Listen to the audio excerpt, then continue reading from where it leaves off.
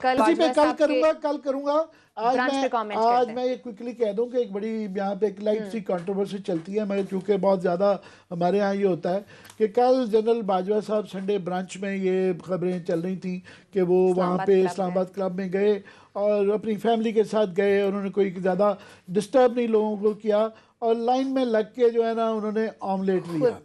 क्योंकि ऐसा ही होना चाहिए। मगर क्योंकि हमारे यहाँ इतना ज़्यादा वो हटो बच्चों का कल्चर है, प्रोटोकॉल का, कि ये भी बहुत बड़ी खबर थी पूरे शहर में, इसके मतलब चहमगोइयाँ हो रही थी कि जी लाइन में लग के जो है ना लोग उनसे मिले विले भी। फिर एक बीच में और कंट्रोवर्सी भी आ गई कि मैं ये देख रहा था, हमारे दोस्त हैं एजाज सैयद, बड़े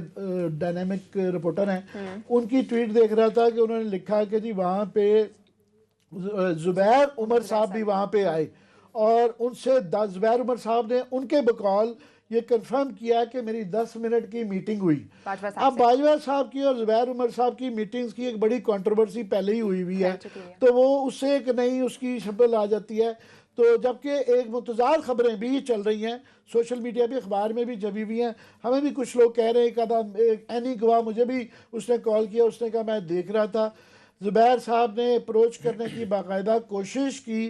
वो काफ़ी लोग आ रहे थे, सलाम ले रहे थे उनसे, वो सलाम दुआ ले रहे थे। ये वाहिद थे जिनको उनके स्टाफ ने रोका कि आप ना आगे जाएं, इन्होंने अप्रोच किया।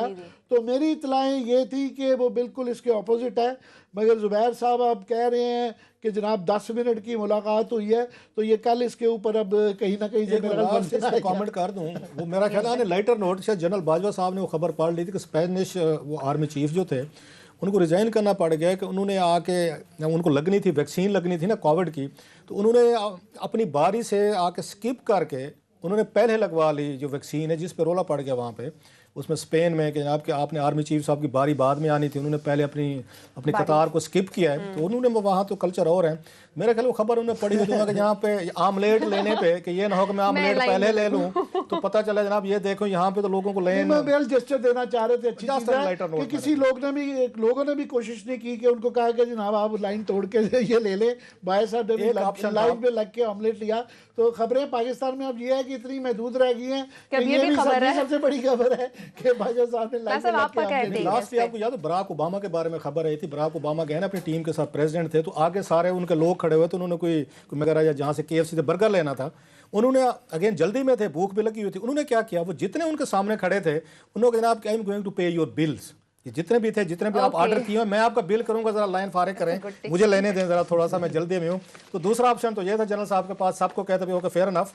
जितने भी 20 लोग खड़े हैं मेरे आगे, फिर उनका बिल जो है फिर जनरल साहब अपने अकाउंट में लगवाते। और लाइटर नोट मेरा ख्याल है थोड़ा सा एनीवे पॉलिटिकल सिचुएशन में बात कर लेते हैं। मरियम नवाज की जेर सदारत नून लीग पार्टी इजलास हुआ, जिसमें मरियम नवाज ने मीडिया से गुफ्तगू की। उन्होंने कहा कि हम प्रेशर नहीं लेंगे और हम सेनेट इलेक्शन भी लड़ेंगे। आमिर साहब जनवरी तक हुकूमत गिराने की बातें कर रहे थे, इस्तीफों की बातें कर रहे थे, अब कह रहे हैं हम प्रेशर नहीं लेंगे, एक नया यू टर्न मरियम नवाज ने भी ले लिया। PDM के गुब्बारे से हवा निकल चुकी हुई है अभी, हर कोई अपनी राह पे चल पड़ा है। बिलावल साहब कह रहे हैं कि जी हम नो कॉन्फिडेंस मोशन करेंगे, और बिल्कुल जिस तरह मैंने पहले ही कहा था इस्तीफों वाली बहुत बड़ी फाश गलती कर ली हुई है, तो बिल्कुल उस तरफ नहीं आ रहे। मरियम बीबी भी कह रही हैं कि वो देखे ना अपने टाइम पे इस्तीफे देंगे जब हमें सूट करेगा, क्योंकि उनकी पार्टी के अंदर बेताशा लोग, वो मैसेजेस क्लियर हैं कि वो इंटरेस्टेड नहीं है, वो अगर ये आगे जाएंगे तो पीछे हट जाएंगे। और मौलाना फजल रहमान साहब ज़रा सा इसको मज़ीद कम होने दें, तो उनको पहले ही उनके दामाद को बुला लिया गया है, उनके वो जो केसेस हैं वो बड़े सीरियस होते जा रहे हैं। बात ये है कि ये अभी ये ख़त्म हो गया ये मामला, और अभी आपको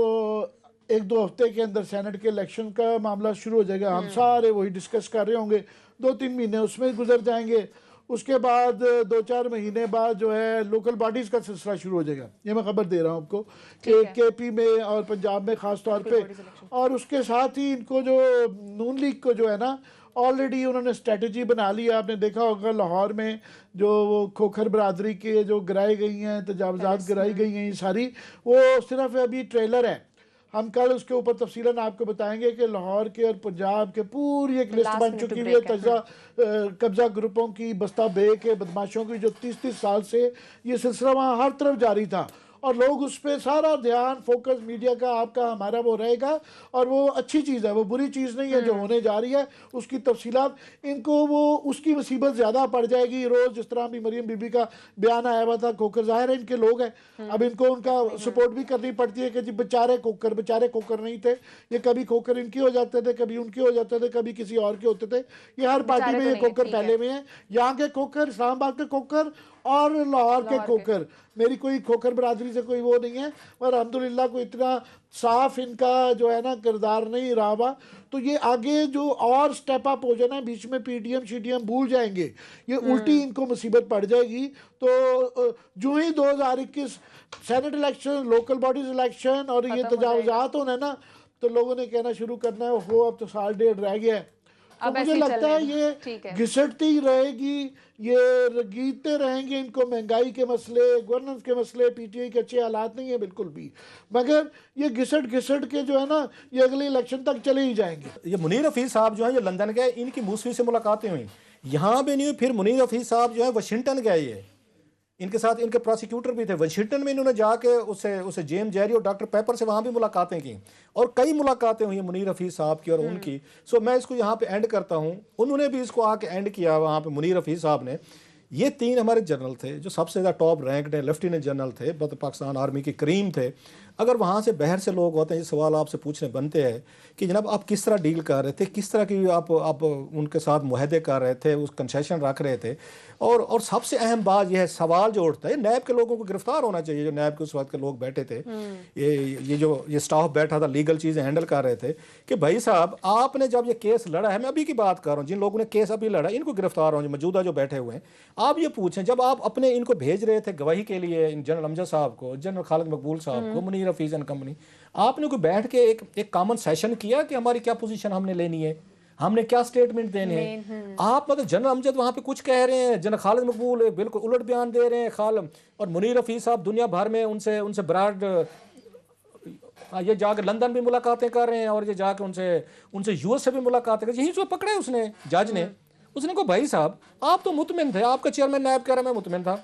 अगर उन्होंने जनरल अमजद को कहा कि आप मुतमिन नहीं थे तो आपने इसको कॉन्ट्रैक्ट को खत्म क्यों नहीं कर दिया 3 महीने बाद, फिर 3 साल चला क्यों है सारे का सारा? ठीक। सो जनाब कहने का मतलब ये, नैब ने इनका एतमाद देखें ना, इन्होंने जनरल अमजद को बिठा के उसके साथ कोई डिब्रीफिंग की, ना इन्होंने मुनीर हफीज साहब के साथ की, ना इन्होंने आके खालिद मकबूल साहब से पूछा, जिसकी जो मर्जी है वो बरतानवी जज को बता के आगे इन्होंने कहा जी कौन सा हमारी जेबों से पैसे जाने हैं, हमारे लंदन के ट्रिप्स हैं, यूके के ट्रिप हैं, अमेरिका जा रहे हैं, अरे भुगतेगा पाकिस्तान। सो इनके स्टेटमेंट